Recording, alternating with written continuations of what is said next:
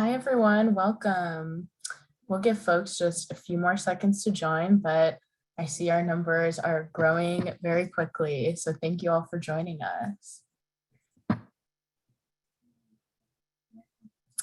Great. Well, we've got 100 people on the line, and I'm sure more will be joining us soon. So good morning or good afternoon, depending on where you're joining us from. And welcome to our webinar, Gearing Up for the Digital Equity Act with Libraries, hosted by National Skills Coalition and American Library Association, Public Library Association.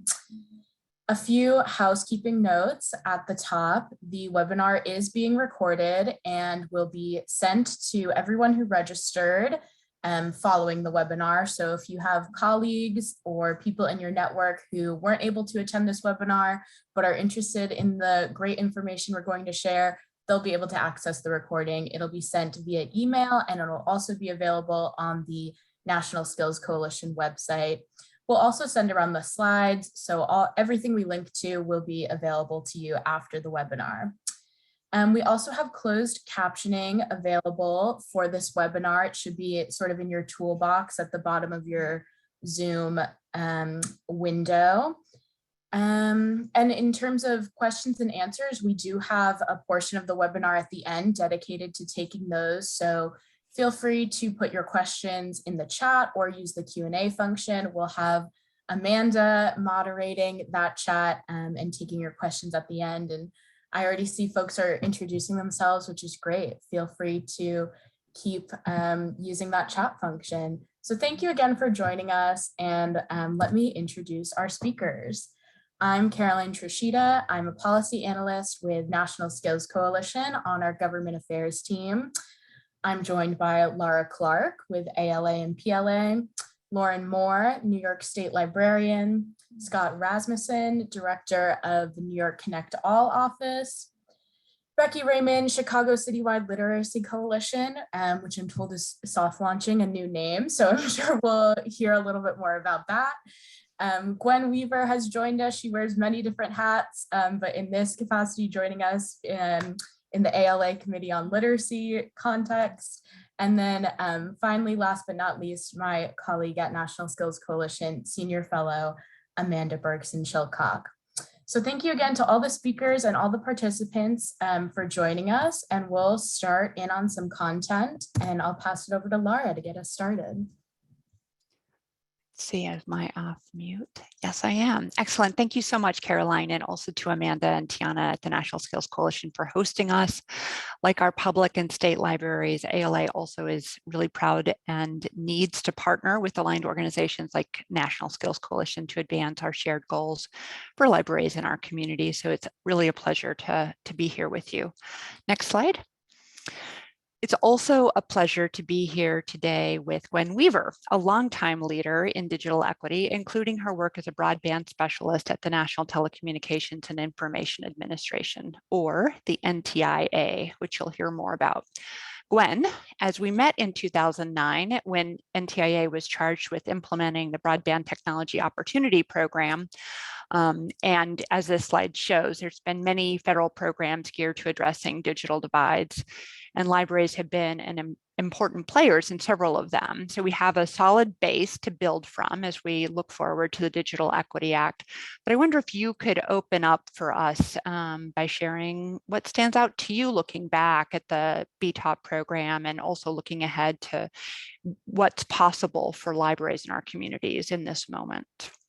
Well, I would say, looking backward to BTOP, there was a lot of very good work done by libraries during the BTOP era, because that was a program that allowed the grantee organizations to build their public, for example, their public computer center work, to do a lot of digital literacy training and so on, which we know libraries have done even before then. I am very fond of telling people that libraries have been doing digital equity work long before anybody put the label digital equity on this work, and have been doing digital literacy training long before anyone put a label on any of it. So I would say that looking backward, the library world has built a stellar on-ramp to going forward with all of the new funding that's out there. And I am hoping that a lot of libraries and a lot of our participant organizations have had an opportunity to take advantage of the ARPA funding, even before we get into the Digital Equity Act money. And if they haven't yet, I think there are probably opportunities still available for that.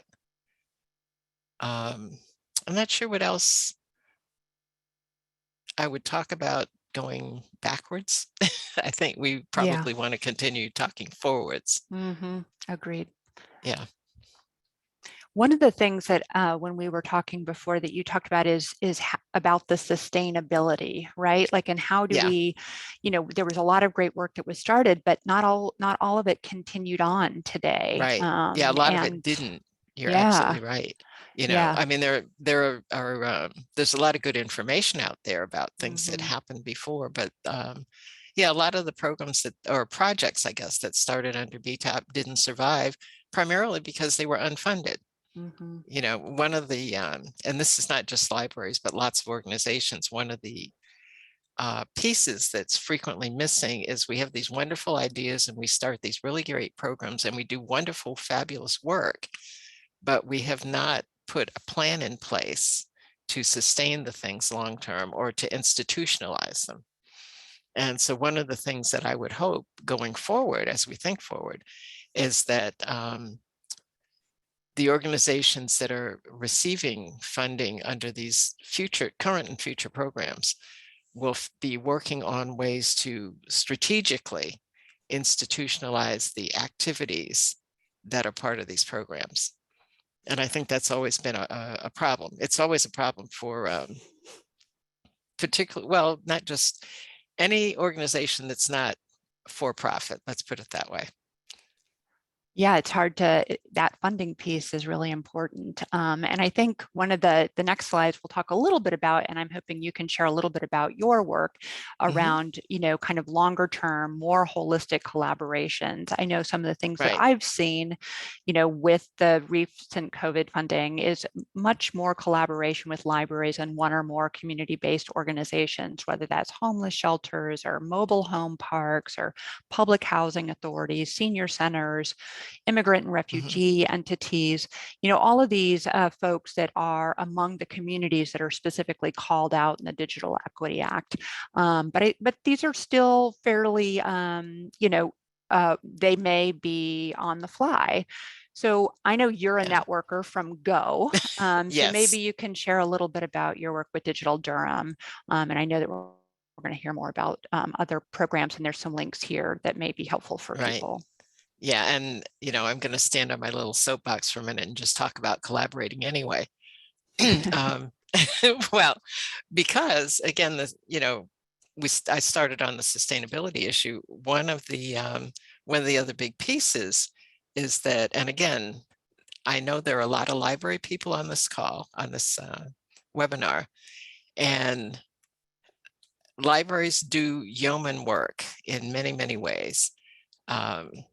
When I started out as a public librarian, I was doing what was called outreach work, which is still called outreach work. But we always have done a lot of community collaborating and working with the communities that we serve. But we don't always do it in terms of building formal collaborations and formal networks. And particularly for the digital equity piece, I think it's really important, and especially from the funding perspective, it's really important to think about more formalized collaborations and networks of services, because you don't have to do it alone. You don't have to be all things to all people. You just need to know who are the other people that have the skills and the resources that you may not have, but that coordinate or that mix well with yours. So, for example, I'm serving on the steering committee of something called Digital Durham here in North Carolina. And we're a collaborative effort to erase the digital divide in Durham, in the city and county of Durham. And our collaboration includes the county libraries, as well as some of the city elements that are part of the city government. We also have a couple of our higher education institutions as part of this collaborative, including the community college. We've got, like, I also serve on the board of the Durham Literacy Center, which is an adult education program, and that's part of this collaborative. So what we've done is we've pulled together organizations, each of which have an area of specialization or expertise that complements what the other organizations have. And we work together to come up with a digital equity plan that we are attempting to get funded with ARPA funds, along with seeking some of the other funds that are out there, which none of the organizations could go for on their own. But as a collaborative, we can. And it seems to be working pretty well. During the pandemic, for example, the library they brought out their, what do they call it? It's a tech van, you know, it's a the mobile tech lab. But so in collaboration with the Literacy Center and some of the surrounding community organizations, we arranged for the library techmobile to be in a parking lot in a shopping center where several of the community organizations have offices, so that they could broadcast their wireless internet access, and people could be there either at those organizations or just sitting in their cars or whatever during the pandemic when they didn't have access to the internet in other places. And we've done a lot of different things like that. Right now, the county library, Durham County Library, just started a digital Navigator program that Digital Durham was one of the supporters of the helping them to put together the program and put together the application for funding, and they've got some IMLS funding to actually run that program. And that again was a collaborative effort among members of the Digital Durham Collaborative, working with folks from the public library. And actually the library itself is the convener for the Digital Durham Collaborative. And that means that they have a pretty much a permanent seat on the steering committee as the convener, which is really good. Yeah. It's very cool. And I see that one of your folks from the library is here with us. Now, this is exactly what I was worried about, Gwen.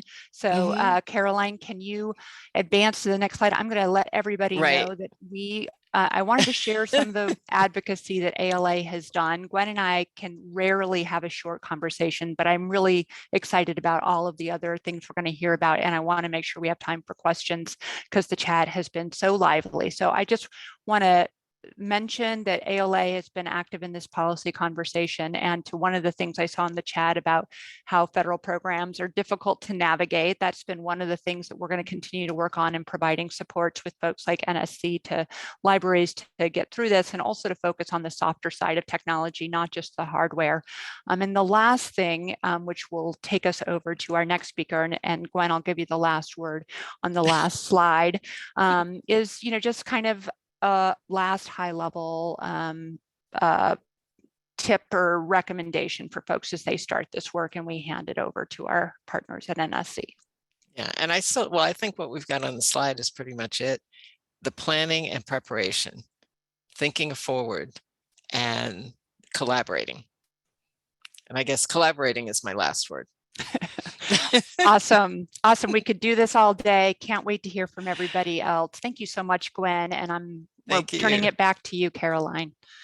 Yes, thank you both so much for that enlightening conversation. I especially loved how you highlighted partnerships and highlighted how some of the funding you wouldn't be able to access on your own, and really needed those partnerships to help in a variety of ways. Well, both those speakers touched on the Digital Equity Act, and I think it's a really important policy for a lot of the folks, for almost all of the folks on this call, I'll say. And at NSC and with ALA and PLA, we want to make sure that you have updated information, the most accurate information so that you can access this money to get your digital literacy programs off the ground. So let's talk about it. The Digital Equity Act was passed at the end of last year as a part of the larger bipartisan infrastructure bill called the Infrastructure Investment and Jobs Act. That full large bill was funded at $65 billion. Digital Equity Act, a small part of it, at $2.75 billion. This bill is something that National Skills Coalition and our network advocated for a lot of last year through virtual fly-ins, through digital advocacy, through petitions and sign-on letters. So definitely thank you to all the folks on this call and our larger network for helping that bill become a reality. Again, this bill is historic in that it made huge new investments in digital skills, $2.75 billion towards getting more people connected. So let's break down a little bit how that funding will be distributed. The bill itself, the Digital Equity Act, is pretty simple and short. So I do encourage you to take a look at the legislation itself if you haven't had a chance already, but I'll go over the top lines right now. To start, the funding is going to come from the Department of Commerce, specifically the NTIA, which we've gone over, and it's coming in 3 different streams. The first stream you can expect relatively soon, around May or June, and this is going to be used for planning grants. There's $60 million for that available. Depending on where you're located, there will be different people and entities in charge of this part of the bill. So a quick action item here. If you're not sure who the administering entity is for these planning grants, contact your governor's office, find out who that administering entity is going to be and send them an email. This can be about the good work that you're doing already, any recommendations you have, on the ground expertise that you want to lift up, or just checking in to see what they're putting in their planning grant application. So that is the first funding stream. Next up, after the planning grants, states will receive formula funding in 2023 at $1.44 billion. The administering entity will receive the money and then re-grant it locally, which is why it's important that you plug in with that administering entity now. So when the re-grant process comes around, those entities know to distribute some of that money to you all to get your digital skills and inclusion programs off the ground, especially again, those that are emphasizing partnerships. We know those partnerships take dedicated funding to sustain. Another part of these formula grants that I want to emphasize is that the formula requires 25% of the funds to be used to assist covered populations. Again, the full description of a covered population is in the bill and it's pretty short, but that includes groups like low-income individuals, individuals with disabilities, individuals who are racial or ethnic minorities, individuals who reside in rural areas, which I know we have a lot of folks from rural communities on the phone today. Let's see, what else? Aging individuals, incarcerated individuals. So if any of these groups sound like your community, definitely want to highlight that in the grant application process. And again, it's sort of a targeted attempt here to get money and programs to those who have been historically underserved by public policy in the past. So that's the second stream. And then finally, in 2023, we'll see competitive grants come from NTIA at the amount of $1.25 billion. The way that breaks down will be $250 million over 5 fiscal years. Libraries are eligible to apply directly for that funding from NTIA. So no re-grant process, you can just apply for it as yourself. Or again, if you are a part of a partnership or plan to develop one between now and 2023, that partnership would also be eligible to apply for the funding. The timeline for this funding is after the capacity grants come out, the competitive grants will then start no later than 30 days after. So with all these different timelines, National Skills Coalition, and I'm sure ALA too, will be letting our network know when this funding becomes available and keeping you all aware of the most up-to-date information. So definitely please stay plugged in with us so that we can make sure that you get the latest information. We also have a host of helpful resources at the end of this webinar that provide recommendations on how to use and how to apply for these grants. Those are on the last slide.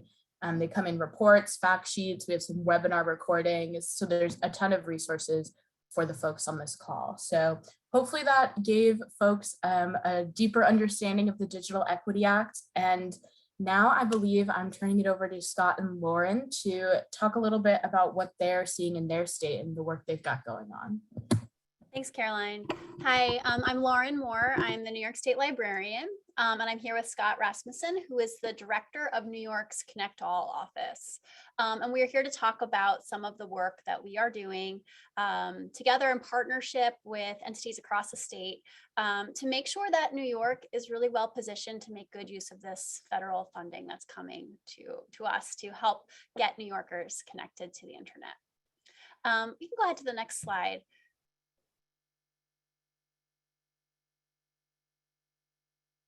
So one of the things that one of the reasons why I love these opportunities to speak with groups about this work is that the past 2 years have truly felt like a blur. So it's pretty wonderful to have the opportunity to take a step back and reflect on the work that we've done together, not just libraries, not just the New York State Library, but really everyone in the digital equity world, to think about what we've achieved while both responding to a crisis but also kind of setting a groundwork for the work to come. So most of the activities that I'm going to describe here from the State Library, I think are things that other libraries, other entities, other states can replicate in order to start getting a foundation laid for their digital equity work. The first thing that the State Library did in partnership with the State Education Department and stakeholders from across the state during the pandemic, when we knew that we had a role to play in terms of advancing digital equity, was to acknowledge that we did not have the ability to solve this problem on our own as a State Education Department or as a state library. We knew that we had to acknowledge that digital equity is a complex problem and one that where the solutions lie across sectors. And so that our job wasn't necessarily to solve this problem on our own, but rather to bring people together to start a conversation, to advance the conversation, to move past admiring the problem and actually start to establish a shared understanding, set that baseline of what digital inequity in the state looks like and what it means to different populations, and then to create a joint vision for achieving digital equity together. So when I'm done speaking, I'm going to stick a link in the chat that will give you resources about our summits. If there are tools there that others can use to host their own summits or think about whether this is a model that could work for you.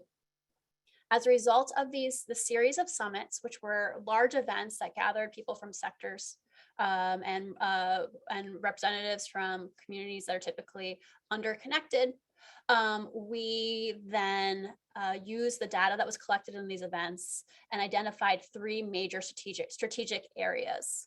And these have proven to be very helpful to the State Library in guiding our actions around digital equity and digital inclusion. And I think it's also providing a helpful framework for others across the state. So these are the 3 strategic areas that we identified together.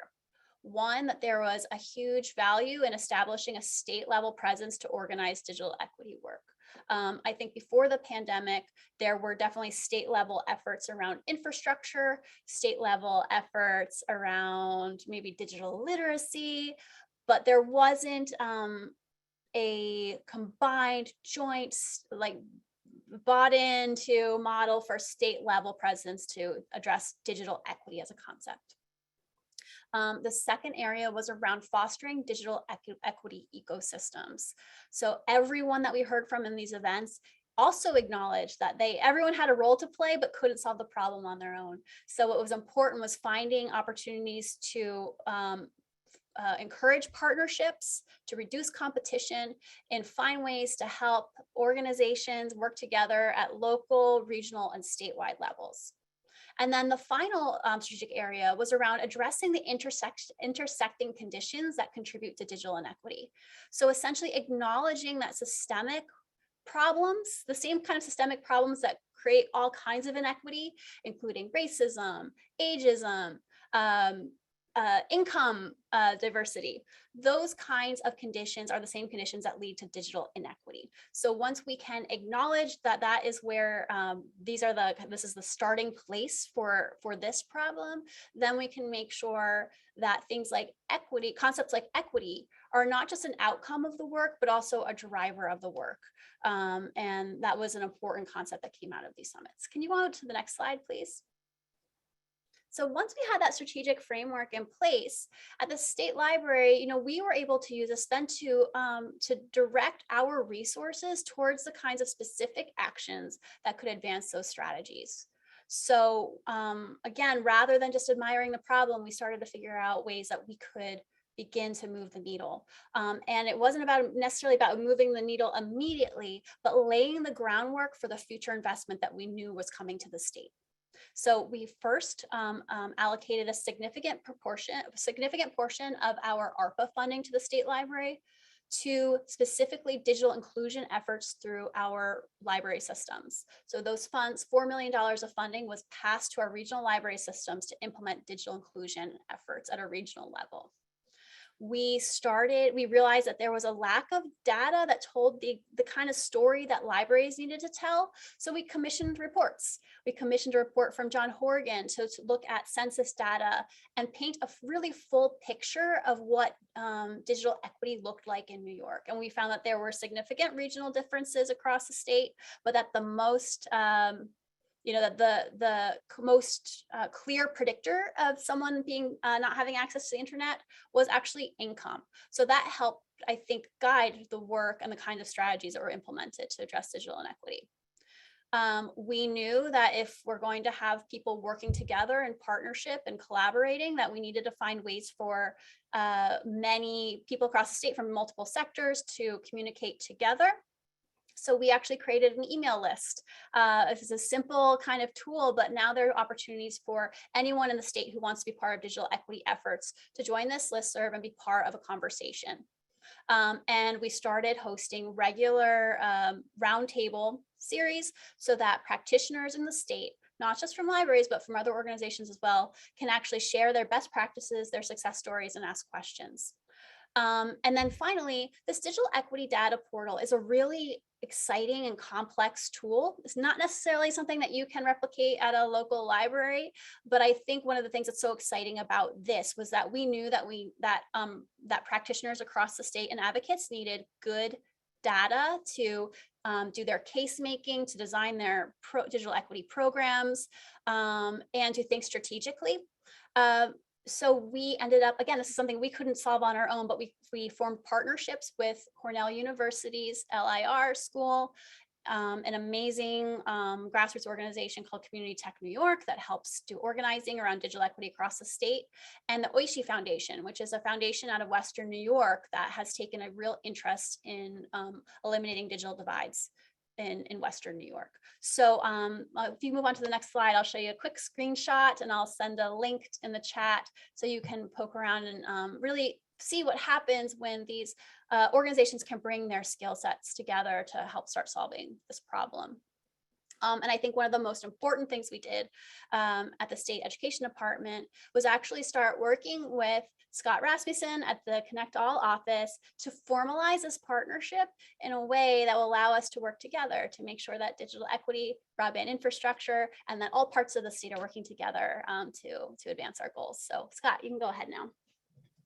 Sure. Thanks so much, Lauren. I will say to begin, the best piece of advice I can give is hire Lauren or find somebody like Lauren that you can be able to take on to be able to help in your state with your local initiatives. But to that point here, would you mind just advancing to the next slide real quick? I'm not sure if we need to cover this in entirety, but I will just cover a couple quick points to try to close this out. One is a key piece of advice I have, kind of my background is in broadband infrastructure, rural deployment, things like that. I think for many of you, your state broadband offices will really have expertise in that area, maybe trying to build capacity in digital equity issues right now, but probably don't have long-held expertise, right? States with traditional grant programs have generally gone to infrastructure deployment. And now many of these offices are getting added kind of duties from their governor's office or others that are trying to learn quickly right now. So I would say, as a first piece of advice, make yourself indispensable. These offices and these kinds of organizational efforts right now are just budding, are just getting started in states across the country. Libraries are infinitely more advanced than many of the people are in offices like myself in these issues. And Lauren's been incredibly successful in New York State to make sure that the libraries are indispensable in this conversation and are in fact one of the key leaders and conveners in this. And so positioning your libraries or your efforts in that way within your local state ecosystem, I think is incredibly important. Next, I think capacity, right? Making sure that there's adequate capacity. Again, my office, we're focused right now on $600 million in federal grants coming from the infrastructure program, $345 million of grants from the Capital Projects Fund, looking at the Digital Equity Act, looking at state investments and priorities. There's a lot going on in this space right now, and I think targeted building of capacity will help to try to make sure that you're indispensable in this space. So whether that's hiring additional staff, setting aside space, building out projects and programs and ideas that somebody can just adopt, right? There are probably governors all across the US right now looking for projects that they can just scoop up, are ready to go, and that they can get deployed quickly. And so doing that work now, so that in a year from now, when Digital Equity Act funding starts really rolling into states, you're going to be very well positioned to be able to take advantage of that. The next point, if you wouldn't mind actually going to the next slide, here we go. Oh, I will say that I do think this is important. Lauren and I are co-leaders of a state interagency working group on digital equity. I think this is something that can be easily replicated. This is a way to start convening folks at the state level, at least in agencies or other kinds of spaces, to be able to do this work. It's certainly a continuation of what Lauren was talking about earlier about getting stakeholders in, positioning libraries as a key convener. This is already happening across agencies, so that we have the Department of Labor in New York State part of this conversation. We have the Office of Temporary and Disabled Housing. We have our affordable housing folks in this conversation, so that our offices are really positioned to be able to lead the effort, but we're getting information from everybody else in the state that needs to be a part of this conversation. Next slide. I would say also, in really good news in New York State, is we actually passed a budget last week, and it includes statute specifically focused on digital equity for the first time in New York's history. And I'm just going to read a short blurb here from the statute, but it says the Connect All Digital Equity Grant Program is hereby established to support individuals to have the information technology capacity needed for full participation in society and the economy. We now have in statute in New York State a permanent program. And there was some discussion earlier about sustainability. People need a bucket to be able to put money, right? You need to be able to create that bucket first so that legislators, others can be able to say, oh gosh, we care about these issues. And you can say, great, we have this really convenient place already in statute where you can park this money. And that's key if you want to secure that long-term sustainability. So we're incredibly proud we were able to get that over the finish line in New York. Strike while the iron's hot. This is the issue. This is the moment to be able to do that. So I would, as state budgets start unrolling over the next year, make sure that you're trying to get that language out there to ensure that there's a permanent bucket in your state for digital equity funding. So even when DEA runs out in 5 or 6 years, that's still ongoing work. You can talk about the sustainability of those programs coming out of that. I'll additionally note, Lauren spoke about this already somewhat, is collaboration, bring folks into the fold. I think libraries have an incredibly important role to play here as conveners. My office is used to talking to internet service providers and a couple of local communities, right? That's the universe that I typically speak with. Libraries are well positioned to be that connector across all of state government and across all of the constituencies that we're going to have to serve. And so I think it's a critical role that folks on this call can play. And again, that feeds back into being indispensable, right? Suddenly now you're the go-to when offices are saying, great, we need to get this money out the door. Who do we give it to? Oh, great, we already assembled this wonderful list of folks that you can spend the money to on. And then finally, Lauren mentioned a little bit about this data. All of these things in the digital equity plan need to be dependent on data. And there's an important role, I think, for libraries and others to play in connecting the data that's going to be required to be able to further the case for where investments have to go. So those are some of my key talking points here that I just wanted to be able to share with the group. I will turn it back over to Lauren for anything to close out with. No, that's it. I think we can just move forward to the next set of slides for our next speaker.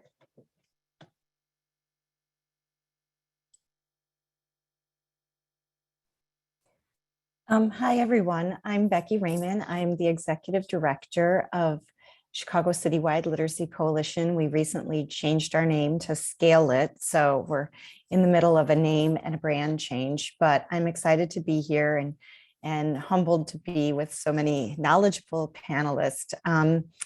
At the Chicago Citywide Literacy Coalition, we've been taking on the issue of digital equity and using technology to build basic skills for a number of years now. Our base members are recipients of the Adult Volunteer Literacy Grant that is administered by the State Library here in Illinois. So Illinois is unique in that it has a state-funded grant opportunity for adult volunteer literacy programs. And many of the grant recipients are community-based organizations. So, you know, Illinois already has this infrastructure of adult volunteer literacy across the state. And as a coalition of those members in Chicago, we started asking our membership about 7 years ago, what would help you do your job better? You know, what could get better outcomes in terms of adult literacy? And our members said to us, technology, improving technology. So we've really been focused on this for, like I said, for a number of years. And of course, things in the last couple of years have really moved our agenda forward. One thing that happened a year and a half ago here in Chicago is an initiative called Chicago Connected. So at the start of the 2021 school year, Chicago Public Schools realized that 65,000 households were disconnected. And so how do we go into a school year fully remote when we know so many families are in need of broadband? And I really want to acknowledge our partners at Chicago Public Schools and at Kids First Chicago for rolling up their sleeves and working with a broad network of community-based organizations to help families get enrolled in free Wi-Fi. So that was a perfect partner for us. At the coalition, we're really promoting North Star digital literacy as a systemic way to make sure that adults have access to skill building. So, you know, we're always looking for new partners in terms of promoting digital literacy. And with Chicago Connected being at the forefront of ensuring that families are able to sign up for free broadband and that the school district was giving out devices, we felt like we could really come in and promote digital skill building through North Star and other tools. Another local tool here in Chicago through our library is Chicago Digital Learns, and that is there for all community residents to build their digital literacy skills.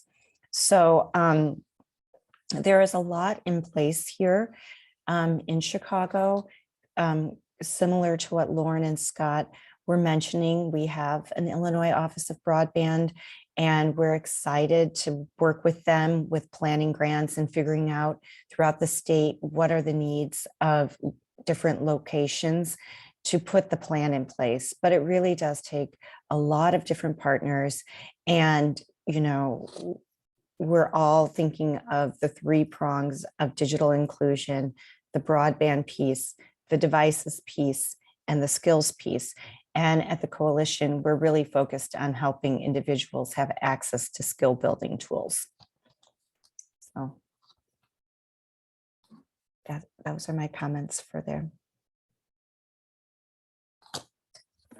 Great. Thank you so much for wrapping us up there. So now we've set aside some time for Q&A for any of the panelists. I know Amanda has been moderating the chat. So again, if you have questions for anyone on the panel, feel free to put them in the chat or use the Q&A function. So with that, Amanda, do folks have any questions for anyone on the webinar today? Wonderful. Thanks, Caroline.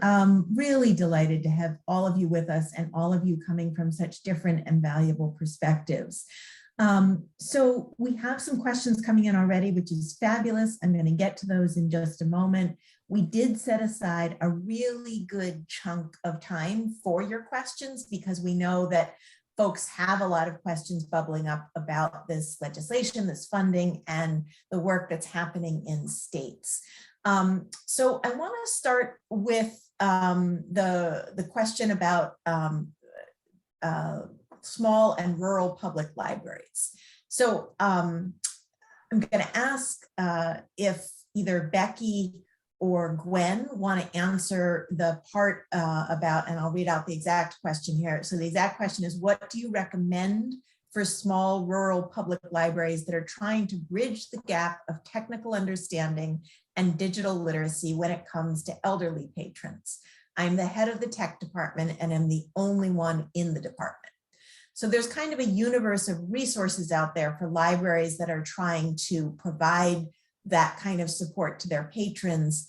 Gwen, I'm going to come to you first, and then to Becky, if there are specific resources that you would want to point a library to dig deeper on that question. For so that the person is talking about older adults? Yes. Okay. Frequently, and Becky, you might have a better handle on this than I do. I would recommend looking at something like North Star. I'm trying to think. There are, and I need to go into my set of resources.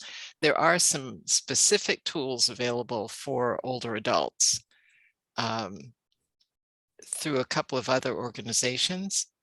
And I just don't have those at my fingertips, but I will look them up while we're talking and drop something into the chat for that. There are also a couple of organizations that I know of that are very much focused on providing services to older adults too, like OATS, you know, the Older Adults Technology Services, which has become allied, I guess I would say, with AARP. And so that's another resource where you can find stuff. And yeah, I see someone has dropped SeniorNet into the chat. I believe that's the online version of Older Adults Technology Services. Great, thank you, Gwen. Becky, Yeah. anything you'd like to add to that? Well, in one of our projects, the Illinois Digital Learning Lab, we do have some adult educators that are working in very rural environments. And what we're seeing them have success is when they have a real hybrid approach, you know, so maybe some things are printed out, some things are in person, you know, making sure that, you know, it could be a class setting and really accommodating for, you know, travel and, you know, the constraints of the availability of broadband. So what we've seen is our educators have just really created some scaffold models where they're working with individuals, and maybe, like I said, half of it's printed out. It doesn't all have to be in the technology to start, you know, so thinking through what resources can be maybe made available in kind of the old fashioned way with paper and pen, and that you're building towards that technological independence. I think that's important to know, in addition to the resources that have been mentioned. One other thing I'll put in the chat is the National Digital Inclusion Alliance, and I think Gwen mentioned this earlier, has a digital navigator handbook. And that's really a paraprofessional role. So if you're a one-person technology staff at your library, tapping into volunteers in your community who might be able to take on that digital navigator role as kind of peer coaches or peer mentors for their fellow library patrons could be really valuable. And I will drop that. I think the Salt Lake City Library has done some really interesting work on that front. I'll drop that digital navigator manual link into the chat. Yeah, and actually Salt Lake is like almost one of the lead organizations for the formal digital navigator programs. Yes, that's great to know. Yeah. So one quick question and one longer question. So yes, we will make slides and a recording available from today's webinar. We'll also capture the links that have been shared in the chat, and they'll go out to all of you with the recap email later this week. So you'll have those to refer to. So we had a question about funding, and I want to direct this to Lauren and Scott. So there was a question about whether community colleges in New York would be eligible for funding that they might be able to use to purchase hotspots or other device-related materials. I want to stipulate that we've been talking about two different pots of funding here. We've been primarily talking about the Federal Digital Equity Act, and it's important to know that the Digital Equity Act has a definition of community anchor institutions, which does include community colleges. But we also heard from Scott about the newly passed New York State money. And I'm not going to try to answer that question. So let me direct that to Lauren and Scott, if you know the answer at this point, which you may not since it just passed. Yeah, I was going to say, I don't know the answer to that question. I'm going to give a little advice though to my library people. Which is, I think Scott said this, and it's something I agree with 100%. The best thing that libraries can be doing right now in terms of, I'm going to say advocacy in quotes, is to kind of stop advocating and start and work. So what you need to be doing now is do what you do so well and deliver, start those partnerships, start doing the work, make yourself part of the solution. And I think then when these guidelines get refined, when the funds start coming out, which are going to take some time, then libraries are going to be really well positioned to step up and say, look at this work that we're doing. Look at this scaffolding that we've built. Look at the partnerships we formed. We are ready to go and to deliver on these promises. So I know that's not exactly the question, but it's okay to keep in mind what you need in order to kind of level up your work, expand it to reach deeper and do work better. But so it's so important right now to just keep doing what you're doing really well. And that has always been my approach. And I think it actually ends up paying off in the end. That's great advice. Thank you. So I'd like to go now to a kind of bigger picture question. And this question is coming from James Neal, who asks, beyond digital skills and literacy training, what other roles may libraries play with regard to other digital inequities in their communities, such as digital redlining? And I want to kind of think about this as a kind of question writ large. There are lots of ways that libraries get involved in public policy advocacy and addressing community needs. So, Lara, I'd like to come to you first and just ask you to answer that question kind of from the 30,000 foot level, and then come to some of our other panelists to ask them to chime in as well. Thanks, Amanda. Sorry, I got my mic back on. I think for me, one of the things that we always talk about with libraries when we're talking with federal policymakers is the reach and the convening and trusted role of libraries. So I think that is part of the work that undergirds so much of what we're talking about, that it gets expressed as devices and broadband access and trainings, but it's really about having a really informed understanding of what's happening in community, where these gaps are located, and working to identify partners and collaborators that can address those gaps. So that, to me, has been a big part of the work that the Public Library Association has been working on with our census data literacy, is understanding where those gaps or where that redlining has happened and increase fairness. So it's not only the work that the library does, but it's also how can the library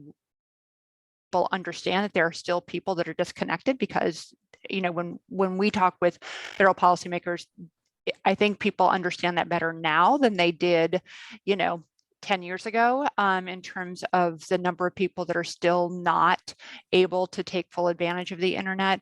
But I think there's a convening role, a trusted convening role that libraries can play. And I think that ties to what Gwen was talking about earlier with Digital Durham and some of these other collaborations that we've talked about. So I think it's our in the community as a convener and connector that speaks to me around this issue of redlining and understanding it and communicating and connecting with folks that can help solve the problem together. Scott, do you want to chime in on this question? Yeah, absolutely. I saw this is an excellent question, and just had done a couple notes here. I would say step one, and Lauren can speak about this in New York and our experiences, gathering data, surveys. Right now, we're doing a statewide survey. This kind of data is not just critical in kind of an abstract way of understanding the issues, but in a very real sense. For example, we are prohibited by federal grant guidelines to be able to invest federal broadband infrastructure dollars in areas that already have reliable broadband service. What does reliable mean? If you can identify people in your communities that are not have underinvestment, old cable coax infrastructure, for example, and can articulate that in a clear way and put that on the record, the federal government allows us to use surveys and interviews and things of that nature to be able to invest those dollars. So help us at the state level to be able to organize that data in a way that clearly articulates need. Number two, I would say a lot of folks are trying to look to local organizations. So phase two of this is start convening local communities and broadband leaders, broadband committees, people who want to be involved in this, and convene those folks to be able to put together real plans that could be real grant applications to bring money into the communities that you work with and represent. And then number three, build the infrastructure. Libraries have backhaul. Make it available. Try to find ways to be able to leverage E-rate funding or other types of things. Do applications. Brooklyn Public Library, for example, in New York, is putting equipment on their roofs to just try to provide free Wi-Fi, even extending it beyond and trying to find opportunities. So I think even in a very material way, you can be kind of extending infrastructure. But those would be the three things I'd say is get the data out there, start convening folks to kind of next level up broadband infrastructure and capacity at the local level, and ultimately play a role in actually building that infrastructure out.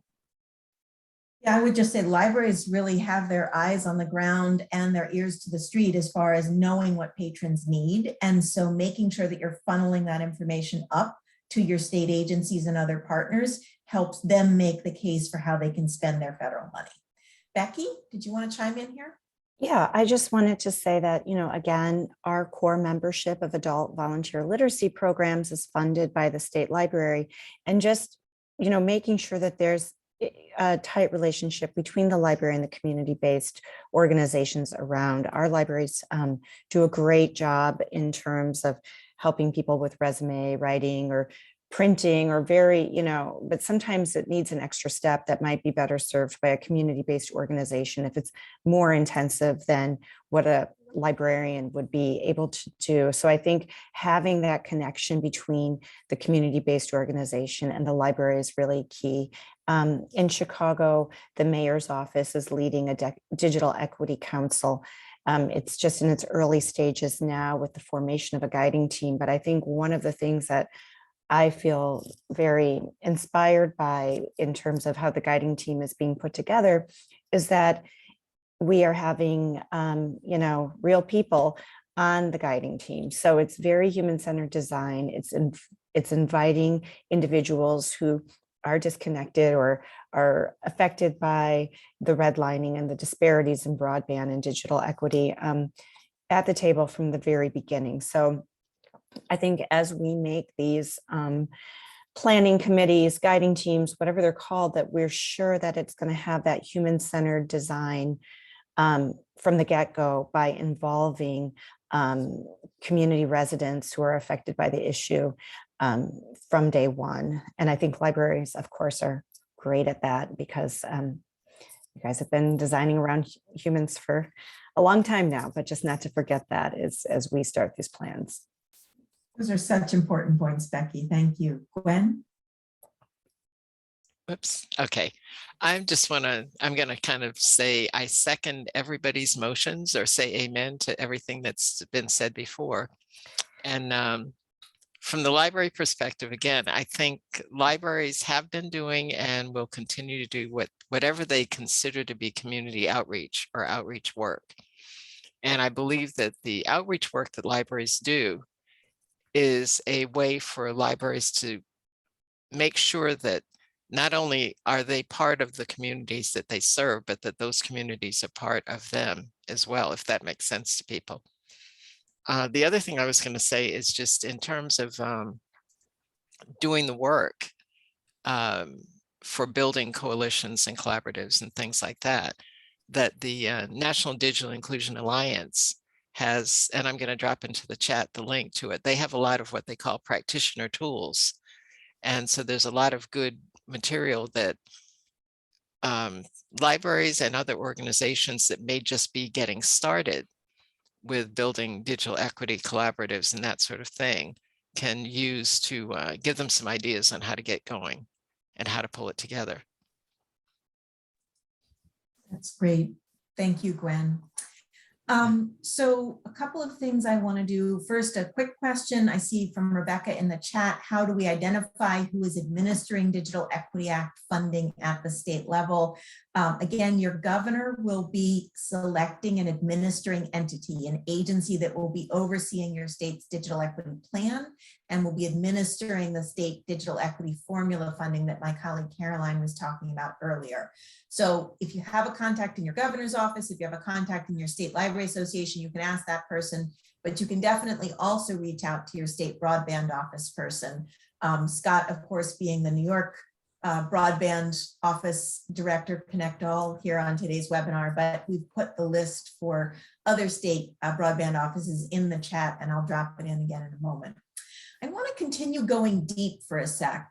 We have a really thoughtful question here from Brianna around the long history of structural racism in this country and the ways in which people of color and historically marginalized communities have really not been able to access the sources and the resources they need to really flourish.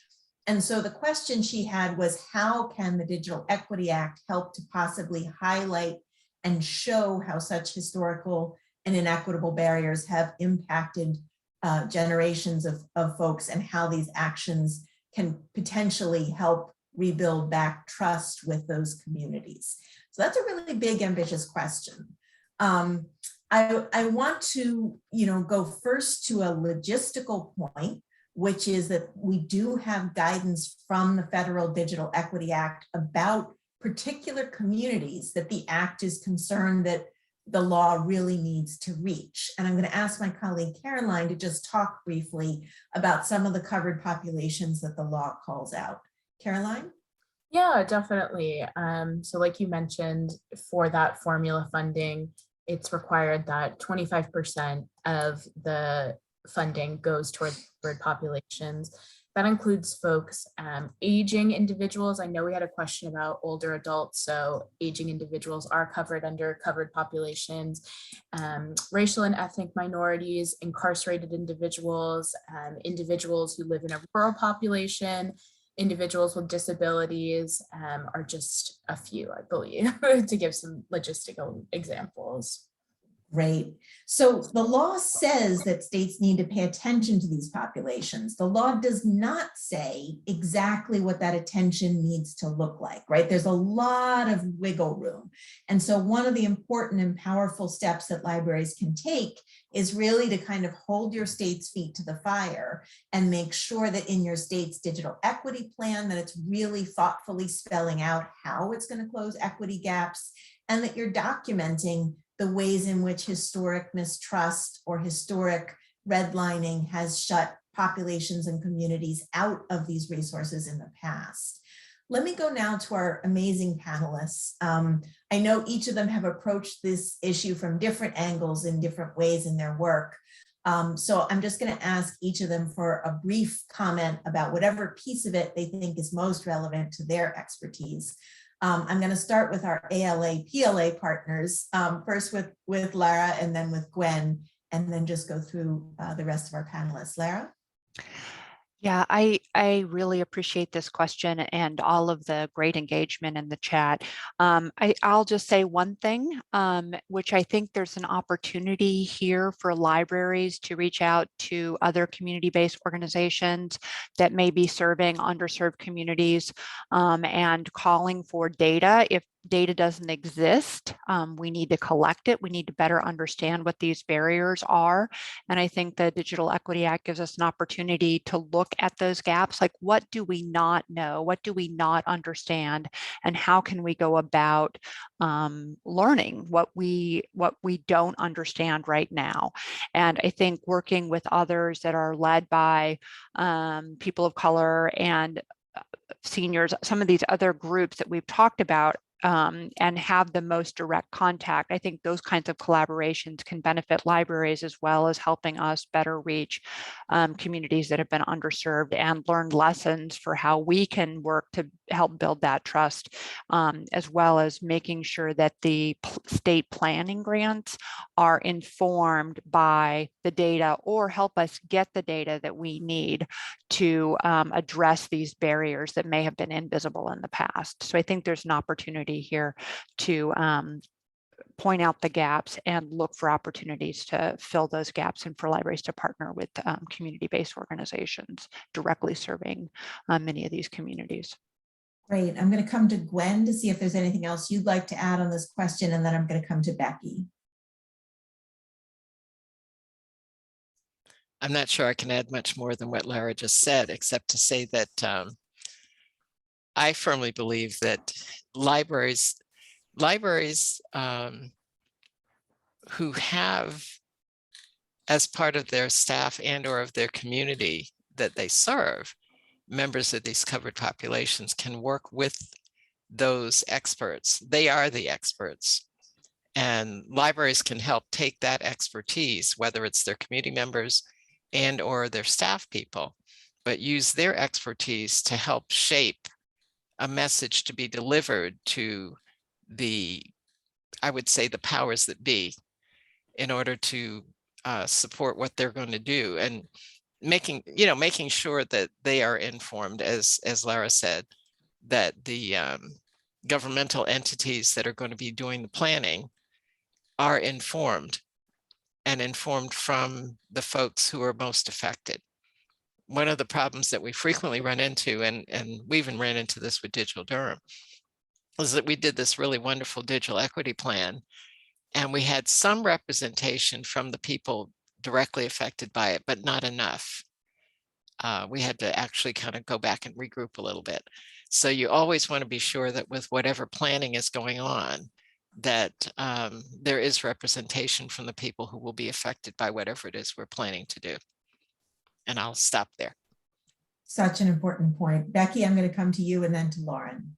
Yeah, I mean, I would just echo the same, as I mentioned earlier, with the coalition that's being built here around digital equity, that community residents are leaders in the project from the very beginning. And of course, looking at the data, knowing where your biggest disconnected communities are, and, making sure that there's representation. I will say too, that using the North Star platform has been kind of useful for us in this, because not only are we finding individuals from the community, but the individuals that we've been in contact with are also kind of super users for North Star. So they've gone on their own digital literacy journey. And I think having them as spokespeople on the planning committees has been, it just adds value, I think, to our planning process. So important. Lauren? Yeah, thanks. And I want to say, I think for me, one of the things that I learned doing all of this, all of these conversations and through the summits and through some of the conversations that I've been having, is that it seems like we're at a moment where, if we're thinking from a library perspective, where I think we have to reinvent the concept of outreach. I think that outreach is not necessarily a collaborative kind of relationship at its heart.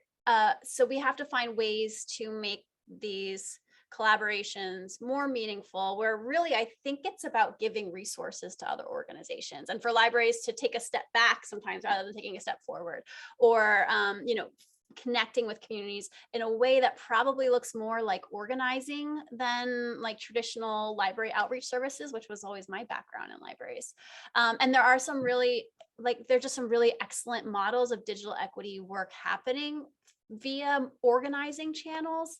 So looking to some of those models, like the Detroit Digital Justice Program, their Digital Stewards model is a really interesting way of reimagining what it means to advance digital equity in communities. It's about giving ownership and resources, and allowing people to be stewards of their own information technology, which is a really interesting and kind of radical proposition. And I would love for libraries to either be part of those other efforts, find ways to give resources to those efforts, or just kind of sharing resources in a new kind of way. That's such a great example. Scott? I was just going to add to that quickly. Just one example in New York that I think is helpful is just doing the kind of data analysis that Lauren was talking about. Again, I keep going back to data, but one very real example is contextualizing decisions by the state on how they invest resources through an equity, racial, social justice lens. For example, in New York State, we're putting out a very large rural deployment program, highlighting the demographics of the individuals that program will benefit is incredibly important to the conversation. And so we did that data analysis here in New York, and by and large, the populations that would benefit from a $500, $600, $700 million rural deployment program are largely going to be white populations across the state. So now how do we build equity? Now, once you contextualize that, you can start talking about the deployment of resources in a way that's more equitable to make sure that all communities in the state are served. And I think just running kind of state decisions and funding decisions through an equity analysis is incredibly important to the conversation, and libraries and stakeholders can play a key role in that. That's a great point, Scott. And I want to lift up an earlier question we had about data, right? How the question was really about patron privacy friendly ways of collecting data about populations served by digital inclusion services. And, we've all seen kind of informal sign-in sheets or checklists where patrons are just asked to share a zip code, perhaps, and therefore not any personally identifying information when they're signing in to attend a digital equity class. But I think when we think about data, we want to think about it both from the ground up and the top down, right? The ground up is, what do libraries know about the people they're serving and the challenges those people are facing, right? Can you collect data on the types of devices that people have, or do a quick 2-question survey about why people are borrowing a hotspot, right? Is it to apply for a job? Is it to help their kids with homework, etc.? So that ground up data can be really powerful. But then there's also the top down data that Scott was just talking about taking a publicly announced state initiative and overlaying it with census or other data to be able to understand who that investment might benefit. Does anybody want to chime in on either aspect of those data questions? I know, Lara, ALA and PLA have done so much work on privacy. You may have some additional thoughts on that piece. The one other thing I would mention that I think came up with the Emergency Connectivity Fund is that some of the work that libraries have done with other partners, like what Lauren was mentioning, the partner did some of the data piece, right? So the library doesn't have to collect the data directly about the end users, the actual individuals that are taking advantage of the resources that may have been purchased by the library. but then provided over to the community-based organizations to reach their population, because many of the community-based organizations or public organizations already have, the population is more stable or connected to them, if you will, whereas folks come in and out of libraries in a more transient way. They don't necessarily enroll with the library other than through their library card. So I think just to imagine your partners as being another way of providing a proxy for reaching some of these communities, where it's, again, not just the library that's doing that, but they're working with partners who have that knowledge, and they don't have to be at the front, right? They're actually working with the community-based organizations and utilizing their own knowledge of the community, as well as what the library is seeing and hearing in its own within its own door. So just that the partner can also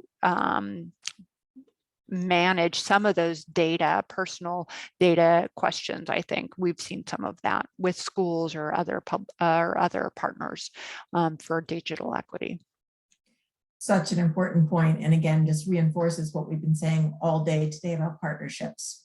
So we have just a couple minutes left before we finish. I'm going to ask each of my panelists to do something really difficult and distill their last thought into one thing that you can do when you log off of today's webinar. One very small or possibly a little larger thing.